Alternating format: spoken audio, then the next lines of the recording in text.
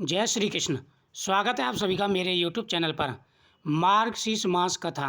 इस कथा को प्रतिदिन सुनना चाहिए। इस कथा के सुनने से माता लक्ष्मी और भगवान विष्णु का आशीर्वाद प्राप्त होता है। घर में भरपूर धन आता है। हर प्रकार की परेशानियां दूर हो जाती हैं। मार्गशीर्ष मास में भगवान श्री कृष्ण की पूजा करने का विशेष महत्व है। भगवान श्री कृष्ण की पूजा करें। उनके सामने दीपक जला करके आप इस कथा का श्रवण करें। एक गांव में कृष्णाबाई नाम की एक वृद्ध महिला रहती थी। वह भगवान श्री कृष्ण की परम भक्त थी। कृष्णाबाई एक झोंपड़ी में रहती थी। वैसे तो कृष्णाबाई का वास्तविक नाम सुखिया था, पर कृष्ण भक्ति के कारण इनका नाम गांव वालों ने कृष्णाबाई रख दिया था। घर घर में झाड़ू पोंछा, बर्तन साफ करना और खाना बनाना ही उनका काम था। कृष्णबाई प्रतिदिन अपने हाथों से फूलों की माला बनाकर दोनों समय श्री कृष्ण जी को पहनाती थी और घंटों कान्हा से बातें करती रहती थी। गांव के लोग यही सोचते थे कि ये वृद्धा तो पागल है।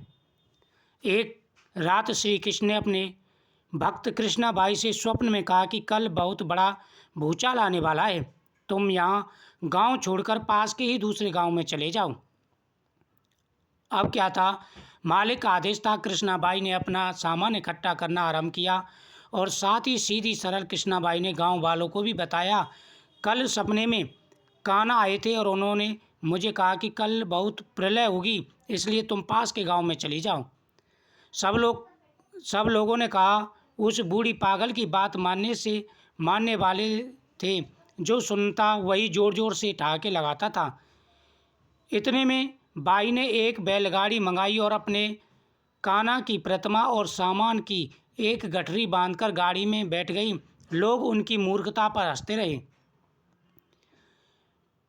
बाई जाने लगी। बिल्कुल अपने गांव की सीमा पार करके अगले गांव में प्रवेश करने ही वाली थी कि उसे श्री कृष्ण की आवाज़ आई। अरे पगली, जा अपनी झोंपड़ी में से वह सुई तो ले आ, जा जिससे तू माला बनाती मुझे पहनाती है। यह सुनकर के बाई बेचैन हो गई, तड़प गई कि मुझसे भारी भूल हो गई। वैसे हो गई, अब मैं कान्हा की माला कैसे बनाऊंगी। उसने गाड़ी वाले को कहा, भैया रोक दे, और बदहास अपनी झोंपड़ी की तरफ भागी। गांव वाले उसके पागलपन को देखते और खूब मजाक उड़ाते रहे। बाई ने झोंपड़ी में जाकर तिनके में फंसी हुई सुई को निकाला, फिर पागलों की तरह दौड़ती हुई गाड़ी के पास आई। गाड़ी वाले ने कहा कि माई, तू क्यों परेशान है? कुछ नहीं होना। बाई ने कहा, अच्छा, अब जल्दी अपने गांव की सीमा पार कर दूसरे गांव में चलो। गाड़ी वाले ने ठीक वैसे ही किया, लेकिन अरे ये क्या, जैसे ही सीमा पार हुई पूरा गांव ही धरती में समा गया। सब कुछ जलमग्न हो गया।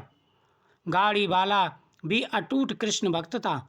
ये निकेन प्रकरण भगवान ने कृष्णाबाई के साथ उस गाड़ी वाले की रक्षा करने में कोई विलंब नहीं किया। इस कथा का एक महत्व बिंदु देखिए कि भगवान जी जब अपने भक्तों की मात्र एक सुई तक की इतनी चिंता करते हैं, तो वह अपने भक्त की रक्षा के लिए कितने चिंतित होते हैं। जब तक उस भक्त की एक सुई उस गांव में थी, पूरा गांव बचा हुआ था। इसलिए कहा जाता है कि भरी बदरिया पाप की, बर्तन लगे अंगार, संत न होते जगत में जल जाता संसार। इस प्रकार से इस कथा को प्रतिदिन श्रवण करना चाहिए। जो व्यक्ति भगवान श्री कृष्ण की इस कथा को सुनते हैं, उनकी प्रत्येक मनोकामना पूरी हो जाती है। जो व्यक्ति भगवान श्री कृष्ण की वंदना करते हैं, उनके जीवन में हर प्रकार की आ रही व्याधाएं, हर प्रकार की आ रही परेशानियां दूर हो जाती हैं। जो व्यक्ति सच्चे मन से ओम नमो भगवते वासुदेवाय नमः इस मंत्र का जाप करते हैं, उनकी सारी परेशानियां दूर हो जाती हैं।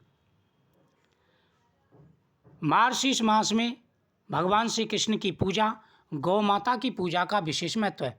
प्रतिदिन भगवान श्री कृष्ण की पूजा करें, साथ ही गौ माता का पूजन भी करना चाहिए। ऐसा करने से जीवन की आ रही परेशानियां दूर हो जाती हैं। और तुलसी का पूजन, तुलसी माता के सामने भी दीपक जलाना चाहिए।